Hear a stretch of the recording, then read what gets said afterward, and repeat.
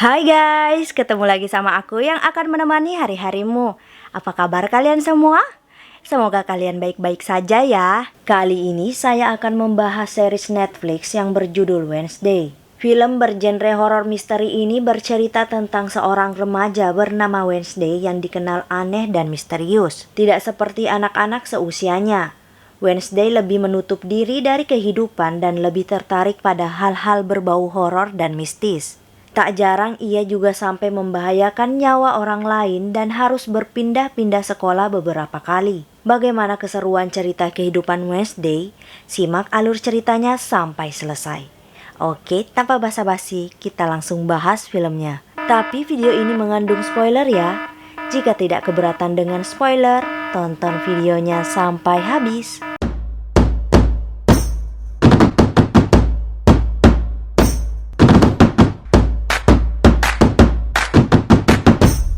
Di awal series, kita pun diperlihatkan pada seorang siswi SMA bernama Wednesday yang baru saja memasuki sekolah. Dapat dilihat orang-orang menatapnya dengan tatapan sinis sekaligus takut. Bagaimana tidak, Wednesday dikenal sangatlah aneh dan menyeramkan.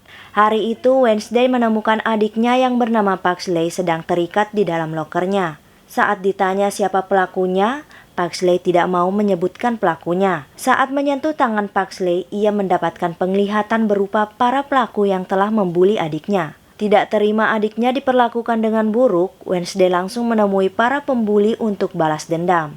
Tak tanggung-tanggung, ia melepaskan 2 kantong penuh berisi ikan piranha ke dalam kolam renang. Anak-anak nakal yang sedang berenang itu lantas segera kabur. Namun sayangnya salah satu dari mereka tetap terkena gigitan ikan piranha.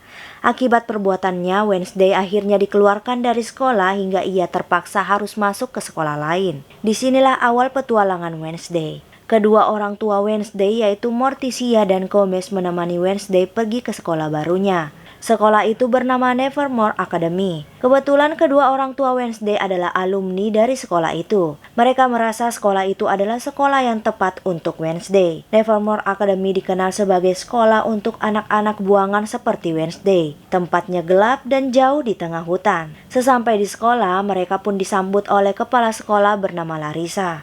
Larissa merupakan teman sekamar Morticia dahulu. Setelah itu, Wednesday diantarkan menuju asrama Ophelia. Di sana, ia sekamar dengan seorang anak bernama Enid. Terlihat ia adalah anak yang ceria dan penuh warna. Sangat berbeda dengan Wednesday yang hanya menyukai warna hitam. Bahkan kepala sekolah sampai membuatkan seragam khusus berwarna hitam untuk Wednesday. Saat sedang berkeliling sekitar sekolah, Enid menjelaskan tentang adanya 4 geng utama di Nevermore. Nama-nama geng itu sendiri adalah geng taring, geng bulu, geng batu, dan geng sisik. Enid sendiri bergabung ke dalam geng bulu karena ia adalah serigala. Di sana mereka juga melihat seorang wanita bernama Bianca yang merupakan ketua geng sisik. Bianca memiliki seorang mantan kekasih yaitu seniman sekolah yang bernama Xavier. Lalu ada juga pria yang sangat disukai Enid bernama Ajax. Dan masih banyak anak-anak lainnya yang harus Wednesday kenal. Sebelum berpisah dengan keluarganya, Morticia memberikan hadiah kalung untuk Wednesday dan sebuah bola kristal sebagai penghubung di antara mereka. Tak lupa mereka juga meninggalkan sebuah potongan tangan bernama Thing yang dijadikan sebagai mata-mata untuk mengawasi Wednesday. Lalu kita diperlihatkan daerah bernama Jericho yang lokasinya dekat Nevermore Academy. Daerah itu akhir-akhir ini sering terjadi pembunuhan misterius. Korban dan pembunuhan itu biasanya hancur terpotong-potong seperti diserang oleh binatang buas. Sheriff setempat yang bernama Sheriff Galpin masih belum bisa menyelesaikan kasus ini. Namun Sheriff Galpin berpikir semua ini ada kaitannya dengan Nevermore Academy. Keesokan harinya Wednesday mengikuti kelas anggar. Ia melihat seorang anak bernama Rowan yang baru saja dikalahkan oleh Bianca. Bianca pun mengeluh pada pelatih karena ia tidak pernah mendapatkan lawan yang sebanding. Wednesday yang mendengar hal itu pun langsung menawarkan diri untuk melawan Bianca. Mereka pun bertarung tanpa menggunakan helm. Dan siapapun yang terluka lebih dulu akan dinyatakan kalah. Pada awalnya Wednesday mampu mengimbangi kemampuan Bianca, walaupun pada akhirnya Bianca berhasil melukai Wednesday. Setelah itu Wednesday pergi ke UKS untuk mengobati lukanya. Saat ia keluar dari UKS, sebuah patung burung tiba-tiba terjatuh ke arahnya. Beruntung saja Wednesday berhasil diselamatkan oleh Xavier. Di tengah waktu luangnya, Wednesday selalu menyempatkan untuk menulis. Saat ia sedang menulis, Wednesday akhirnya menemukan Thing. Kini ia tahu jika Thing dikirim oleh kedua orang tuanya sebagai mata-mata. Wednesday memberikan dua pilihan kepada Thing, yaitu dikurung selama 1 semester penuh atau menjadi anak buahnya. Karena tak mau tersiksa karena dikurung, Thing pun akhirnya terpaksa memilih pilihan yang kedua, yaitu menjadi anak buah Wednesday. Keesokan harinya, Wednesday dibawa ke kota Jericho oleh Ibu Larissa untuk menemui seorang psikiater bernama Dr. Kinbot. Seperti biasa, Wednesday tidak suka menemui psikiater. Jadi ia pun memutuskan untuk kabur lewat jendela. Dalam perjalanan kabur, Wednesday tidak sengaja menabrak seorang bapak-bapak yang di dalam penglihatannya akan mati karena kecelakaan. Namun Wednesday tidak memperdulikannya dan langsung meninggalkan bapak-bapak itu. Setelah itu, Wednesday pun masuk ke sebuah coffee shop. Di sana ia berkenalan dengan anak Sheriff Galpin yang bernama Taylor. Wednesday meminta bantuan Taylor untuk mengantarkannya ke stasiun dan kabur ke rumah orang tuanya. Namun Taylor menyuruh Wednesday menunggu karena ia sedang sibuk melayani pelayan. Wednesday akhirnya menunggu sambil meminum secangkir kopi. Tak lama anak wali kota bernama Lucas dan teman-temannya datang menghampiri Wednesday. Mereka kesal karena Wednesday menghina gaya pakaian mereka. Setelah adu mulut, akhirnya perkelahian pun terjadi. Tak diduga, Wednesday ternyata mampu mengalahkan mereka sendirian. Setelah itu, Sheriff Galpin pun datang. Ia terkejut karena Wednesday mampu mengalahkan 3 anak sekaligus. Keributan itu juga diketahui oleh Ibu Larissa sehingga langsung menjemput Wednesday. Namun saat mengetahui Wednesday adalah putri dari Gomez, Galpin pun berkata bahwa ayahnya adalah seorang pembunuh. Ibu Larissa yang mendengar hal itu langsung membawa Wednesday kembali ke Nevermore Academy. Pada malam hari kita diperlihatkan Rowan memasuki sebuah ruangan dan merobek salah satu potongan gambar di dalam sebuah buku. Malam harinya kita diperlihatkan Wednesday mengirim Thing menemui Tyler untuk memberikan nomor teleponnya. Tentu saja hal itu adalah sesuatu yang baru untuk Tyler karena melihat tangan terpotong berjalan. Namun ia berusaha untuk tidak takut dan menghubungi Wednesday. Wednesday langsung menagih janji Tyler. Diketahui jika sebelumnya Tyler pernah berjanji mau membantu Wednesday untuk kabur dari Nevermore. Kebetulan besok malam ada acara festival panen. Nah, Wednesday berniat memanfaatkan momen itu untuk kabur ke stasiun dan pergi ke rumah orang tuanya. Di festival panen, Wednesday dan Taylor pun kembali bertemu. Di sana, Taylor sempat memberikan catatan kepolisian milik Gomez yang mungkin bisa membantu Wednesday untuk mengetahui kejahatan apa yang pernah dilakukan oleh ayahnya. Lalu saat mereka berdua akan berangkat ke stasiun, Lucas dan teman-temannya lagi-lagi datang menghadang Wednesday untuk balas dendam. Wednesday dan Taylor pun kabur ke arah keramaian. Saat mereka sedang kabur, Wednesday tidak sengaja menabrak Rowan. Saat itu ia pun mendapatkan penglihatan bahwa Rowan akan segera mati. Karena hal itulah Wednesday pun memilih untuk pergi menyusul Rowan agar ia bisa menyelamatkannya. Bukannya berterima kasih, Rowan justru malah balik menyiram Wednesday dengan menggunakan kekuatan telekinesis. Rowan berkata bahwa dirinya harus membunuh Wednesday untuk menyelamatkan semua orang. Bahkan ternyata Rowan adalah orang yang tempo hari menjatuhkan patung burung ke arah Wednesday. Semua ini bermula saat Rowan melihat potongan gambar gadis berkepang yang mirip seperti Wednesday. Ibu Rowan yang merupakan peramal pernah berkata bahwa Rowan harus menghentikan gadis itu jika ia datang ke Nevermore. Namun tiba-tiba saja monster mengerikan datang menyelamatkan Wednesday. Monster itu mencabik-cabik tubuh Rowan dan pergi begitu saja. Sheriff Galpin dan pasukannya langsung datang ke TKP untuk memeriksa apa yang sebenarnya terjadi. Namun secara misterius mayat Rowan tidak ditemukan. Hingga orang-orang berpikir bahwa Wednesday telah berbohong. Wednesday pun berusaha meyakinkan Sheriff Galpin. Ia merasa ada seseorang yang sengaja menutupi kematian Rowan atau justru menutupi keberadaan si monster pembunuh. Namun secara mengejutkan, Rowan tiba-tiba kembali ke sekolah. Berbeda dengan kesaksian Wednesday, ia kembali dengan tubuh yang baik-baik saja. Hal ini pun membuat Wednesday kebingungan. Namun ia bertekad untuk membuktikan semua perkataannya. Sejak saat itu, Wednesday mulai melakukan penyelidikan. Ia berusaha bertemu dengan Rowan. Namun Ibu Larissa mengatakan bahwa Rowan sudah dikeluarkan dari sekolah. Wednesday lalu pergi menemui Xavier untuk menggali informasi lebih tentang Rowan. Namun Xavier mengingatkan agar Wednesday menjauhi Taylor karena ia adalah anak yang nakal. Di sini terlihat jelas jika Xavier tertarik pada Wednesday sama seperti Taylor. Namun Wednesday tidak terlalu memikirkan hal itu, karena untuk saat ini ia ingin fokus menyelidiki kasus Rowan. Wednesday kemudian mengirim Thing untuk membuntuti Rowan. Namun saat Rowan masuk ke dalam toilet, ia kehilangan jejaknya. Ternyata Rowan telah berubah wujud menjadi Ibu Larissa. Diketahui jika ia adalah Ibu Larissa yang berusaha menutupi kematian Rowan dengan cara berubah wujud menjadi Rowan. Lantas mengapa Ibu Larissa menutupi kematian Rowan? Hal ini pun membuat Wednesday semakin curiga dan dibuat sangat kebingungan. Siang harinya, Wednesday nekat kembali ke TKP untuk mencari petunjuk di sana. Ia pun bertemu dengan Tyler.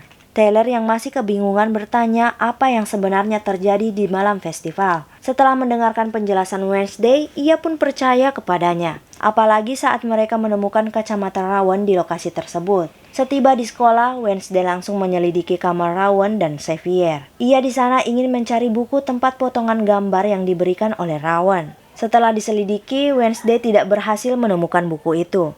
Ia malah memergoki Bianca dan Xavier yang sedang berdebat karena kedekatan Xavier dengan Wednesday. Keesokan harinya, turnamen Polkap akhirnya tiba. Keempat asrama berkumpul untuk pertandingan perahu. Tidak ada peraturan dalam pertandingan ini dan bagi kelompok manapun yang berhasil kembali lebih dulu akan dinyatakan sebagai pemenang. Seperti tahun-tahun sebelumnya, Bianca selalu menggunakan kecurangan untuk menyabotase lawannya.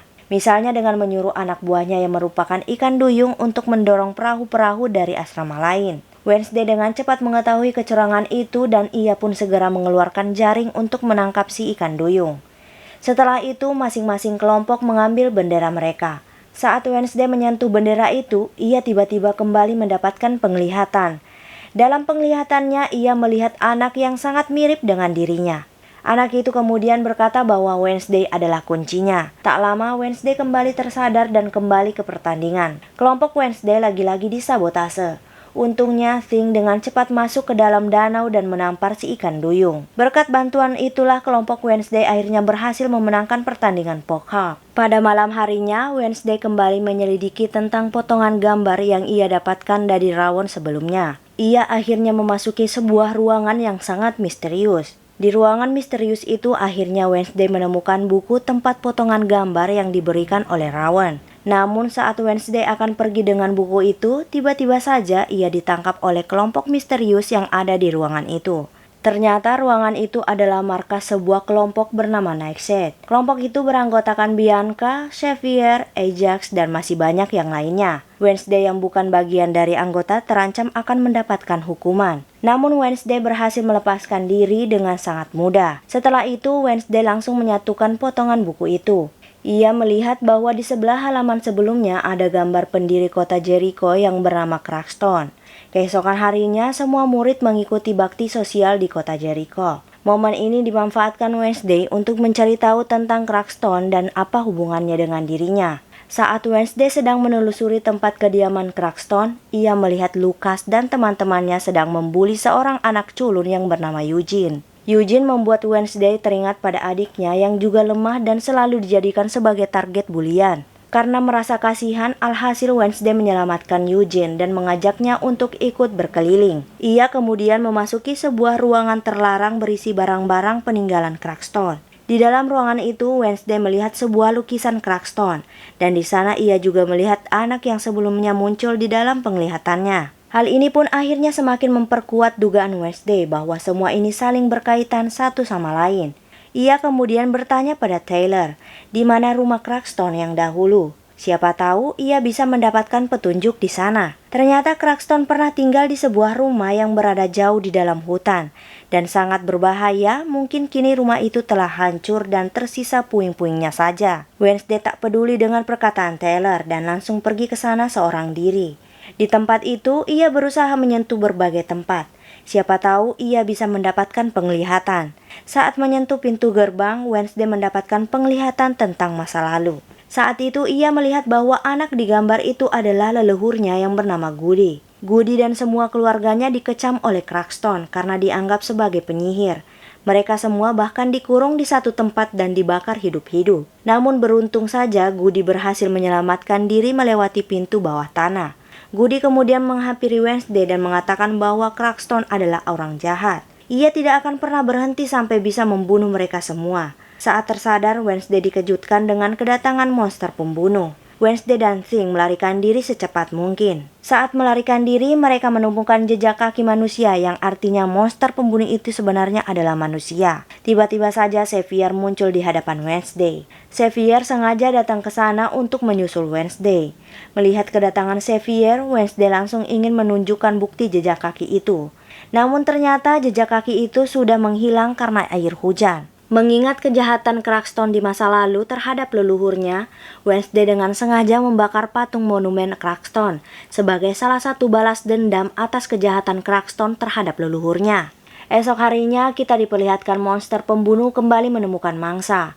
Mangsanya kali ini adalah seorang pengemis yang sedang beristirahat di dalam hutan sambil mengotak-atik sebuah kamera. Berkat hal itu, Sheriff Galvin setidaknya mendapatkan bukti yang memperlihatkan wujud monster pembunuh. Di sisi lain, kita diperlihatkan Ajax dan Enid janjian untuk bertemu. Enid berdandan sangat cantik dan menunggu dengan sabar kedatangan Ajax. Namun setelah menunggu beberapa jam, Ajax tak kunjung terlihat. Ternyata Ajax terkena sihir membeku karena ia melihat rambutnya sendiri. Yap, jadi itulah alasan mengapa Ajax harus selalu menutupi rambutnya.